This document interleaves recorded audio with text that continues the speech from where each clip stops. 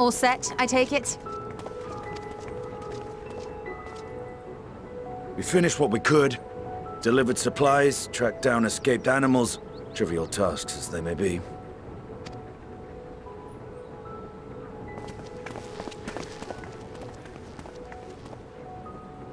That's enough, don't you think? If there was anything more important still undone, that would be a problem in itself. The vessel is essentially ready for departure. All that remains is to load the final batch of supplies and see everyone on board. Once we've readied the ether burner, that is. Ah, had a feeling we might find you all here. Our consultations with the Loperites, too, have run their course.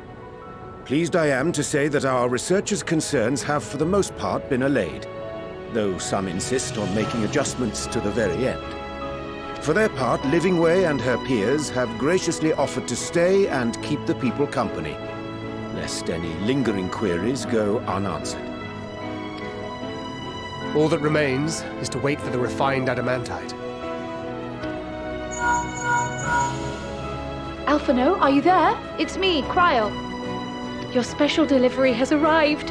Round up everyone and come to the harbor at once. Speak of the devil. Let us go at once.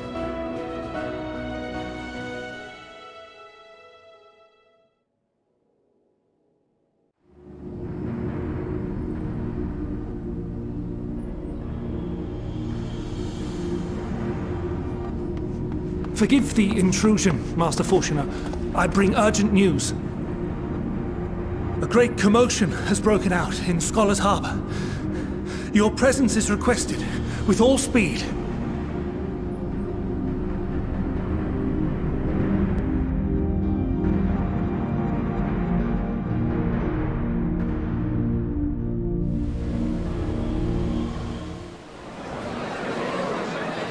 Now, where might this delivery be?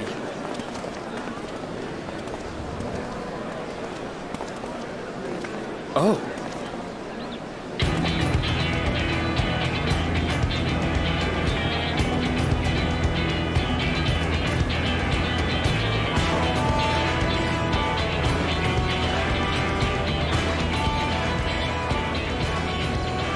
I'm sure it's very important, but we cannot accept these without the proper permits. Why the 12? Surely, these can't all be.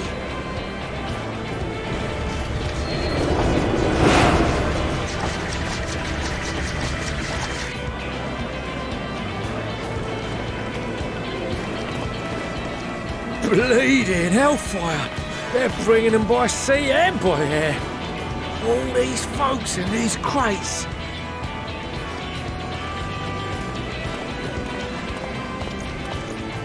And more on the way.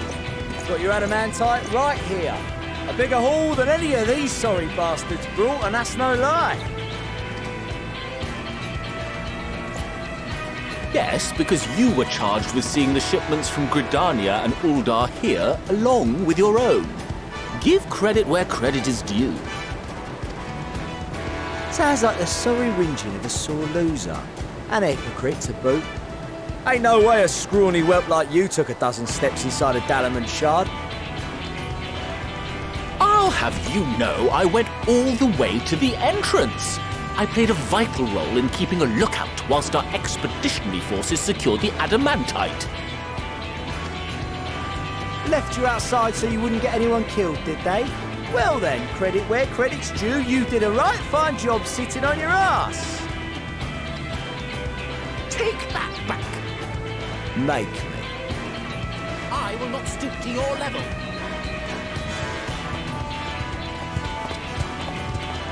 My, what a grand welcome party. Hancock and Saraban. We come bearing relics both sacred and elegant, as well as a few other gifts that may be of help, to be presented with best wishes from the Eastern Alliance.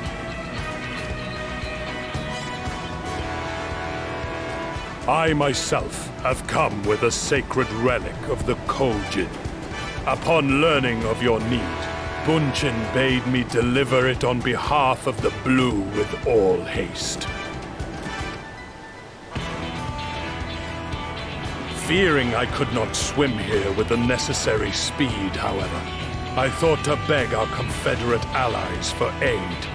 To my delight, Hancock was already preparing for departure at the self-same port, and had space for additional cargo. We did, of course, need quite the impressive vessel to get it all here in time.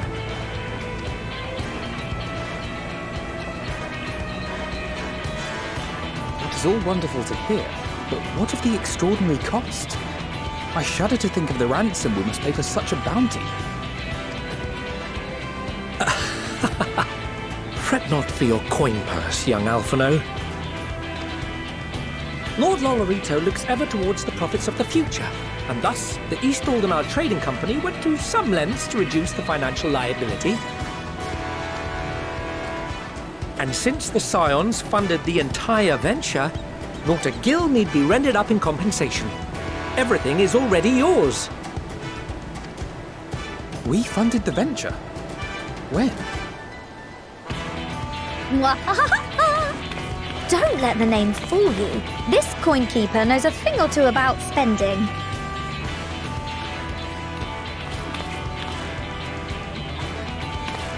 When it comes to capital investiture, a sprinkling of gil here and there will not do.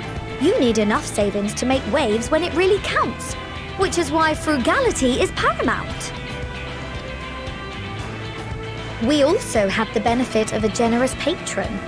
Generous being rather an understatement. She has supported us from the shadows since the very founding of the Scions. We even had coffers to fill. Mother! Millions. I remain, of course, an entirely neutral party. I simply thought our family's coffers were needlessly full. We can hardly take them with us on your teeny-tiny toy boat, now can we? And would be ashamed to leave all that hard-earned wealth unspent.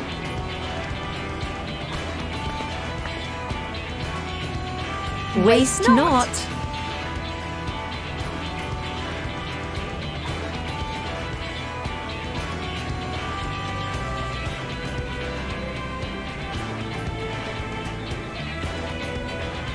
However did you manage so much in so short a time, then? We expected word to reach only a fraction of our allies. Did I not tell you I have my ways? Erenville, you were involved too. I received a letter from Cryal after we parted ways in Labyrinthos. She explained what the Scions were trying to accomplish, and why you might soon require the services of the Gleaners, spread across the world as we are. I pray you do not interpret this as a betrayal of Charlie. I accept that the Forum's aim in pushing us to our limits was to preserve what knowledge we had, and I bear you no ill will for it. Yet, in collecting that knowledge, what I came to appreciate most about our star is that there remains so much we do not know. That is why I chose to help the Scions, to combat the obliteration of those countless undiscovered wonders. I held no illusions that they would be less demanding taskmasters. Though, rest assured, if I had, I would have been sorely disappointed.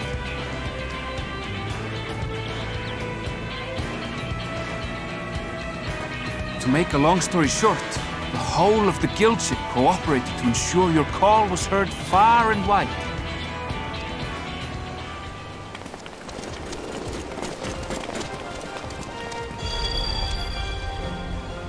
What's this about a ship that can fly to the moon? And why didn't you mention it sooner? The one time you don't beg my aid, your problem's a bloody ship that can fly to the moon.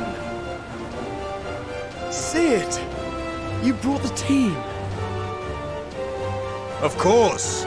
Garland Ironworks' finest. You need only point us towards my new favorite ship. As you like as not suspect, we've also brought Adamantite for Mordona's Dalamud Shard. I admit to some consternation upon first receiving Kryl's message. So few scions remain at the Rising Stones now. Far too few for such an expedition. However, the Gleaners were able to secure us reinforcements. Idleshire's treasure hunters, not least among them.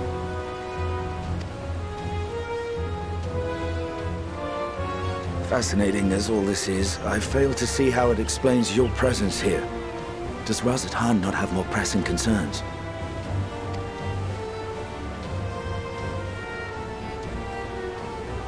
We do. Yet averting the final days would be the most expedient solution. That, and I am indebted to you.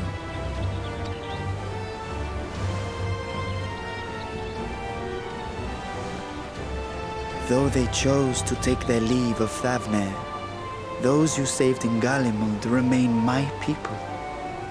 My gratitude is beyond words. 'Tis appropriate that I aid you in kind. If in the doing we bring salvation to others of this star, so much the better. You will recall that I spoke of my father, Midgard Sommer, and his journey across the great expanse. As he traveled betwixt the stars, his resplendent scales drank of the ether in those nigh empty surrounds, and imparted to him the strength to persevere. Thinking they might further your cause, I called out to my kin for consent. Ashdai's answer was silence, as ever. Tiamat and Chrisvelgre, however, responded favorably to the suggestion. My sire, too, stirred from his slumber long enough to speak and say, "Very well." Thus have I brought you his own worm scales. Fit them to your purpose, and seek a worthier fate for us all.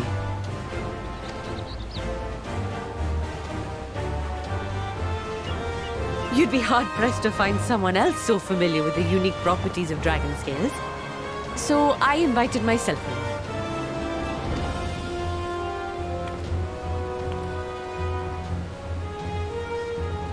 Look at me, this is so unbelievable. I've gone right back round to believing it again. Forget a 6% gain in efficiency. With all these goodies, we could get 7, no, 10, no, 14 bleeding percent. Think of how far we could go! What we could do with that much power! What we could blow up! If Kokkol is duly convinced, then it must be true. In which case, the Scion's end of the bargain has been fulfilled. Would you not agree?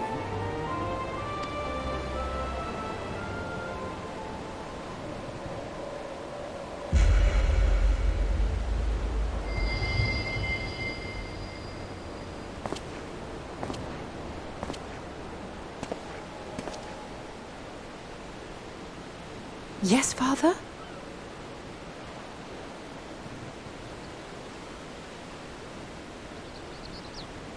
I know not what you seek of Hydaelyn, nor for what purpose you would take command of our ship. Yet this much is certain. To do so will be to dictate the fate of this star and the lives upon it. The lives of each and every creature, in their magnitude and their fragility. Do you understand? And are you prepared?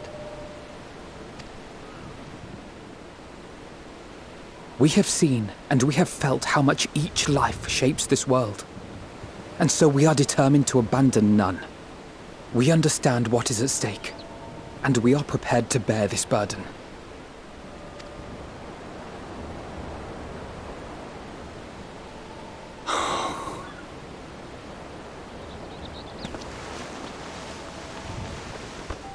Then I will bear it with you. I beg you, share your struggles with me.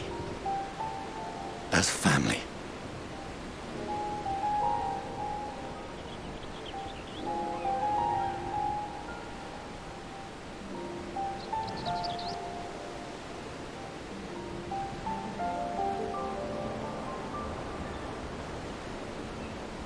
You grasped my fingers with such tiny hands the day you were born.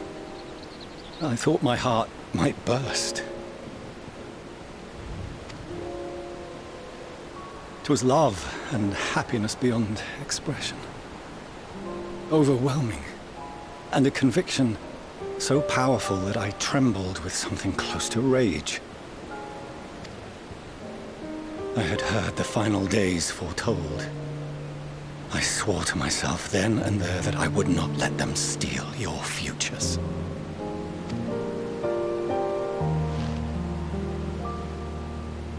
The great exodus would succeed, must succeed. No sacrifice or sin was worse than the alternative. If anything gave me pause, 'twas mine own father.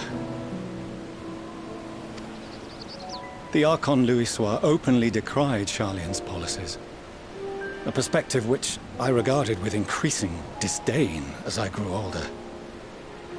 Yet even as part of me thought him a fool, perhaps I also hoped that he, of all people, would devise a brilliant means to save my children. A naive hope, but stubborn enough that I could never bring myself to keep you apart.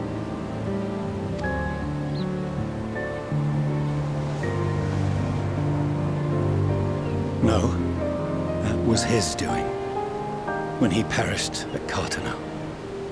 As we pulled that twisted slab of Dalamud from the sea, I remembered the warmth of your newborn touch. Chastened, I vowed never again to suffer any interference in my mission to protect you. No matter that you yourselves wished otherwise. Detest me, fight me tooth and nail, I would suffer it, and more, and be satisfied so long as I could force you onto the ship.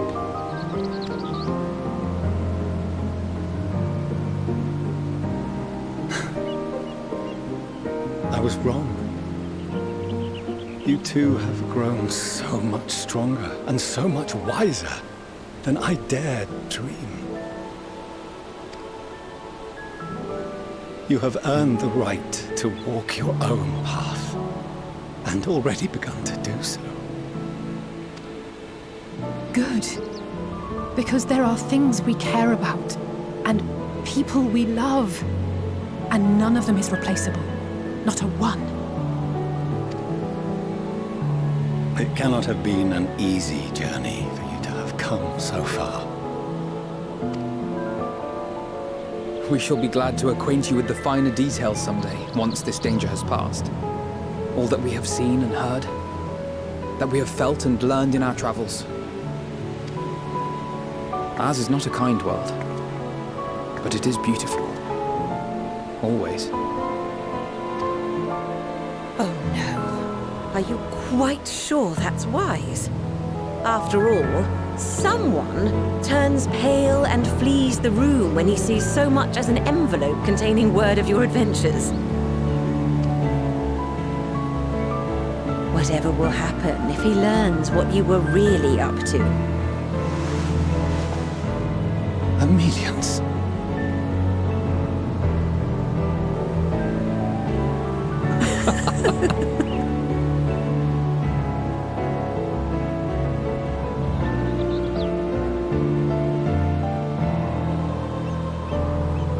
Though I have wronged my children most gravely, I owe you an apology as well.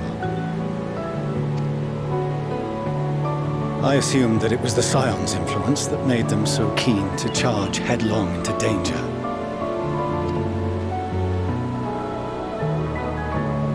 Yours, in particular. I see now that said influence instead brought them together with the many fine people gathered here today. In which case, I hope you continue to guide them.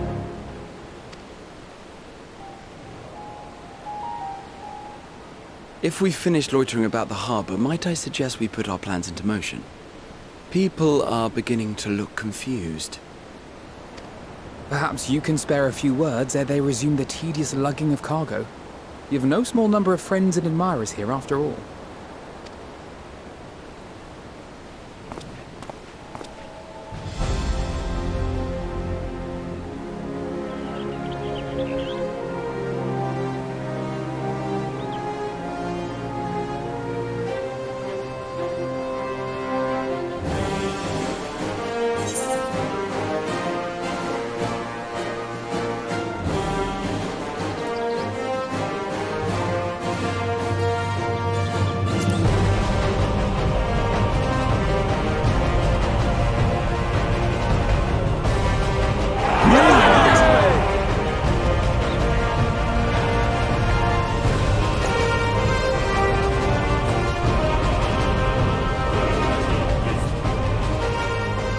Your assistance is appreciated. Now, in an orderly fashion, if you please.